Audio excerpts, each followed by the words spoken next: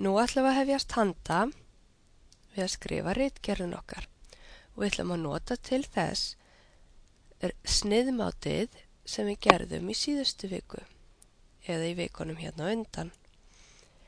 Það heitir ritgerð_sniðmát.dotx og það finnið þið undir heimasvæðin ykkar, sem sagt farið í startnappinn My Computer, kennitölumöppun ykkar, UTN-möppuna og þar á að vera mappa sem heitir ritvinnsla eða Word.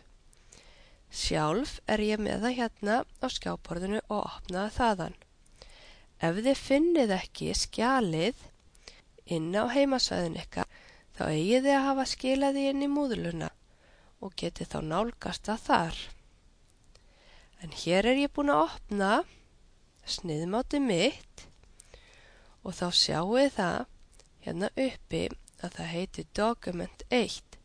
Það á að vera svoleiðis, vegna þess að sniðmát hlutur sem við búum til, sem við getum notað aftur og aftur og aftur.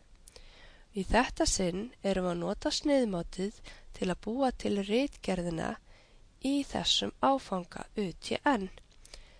Og við vistum hana niður, förum í Office-nappinn, Save as Word Document.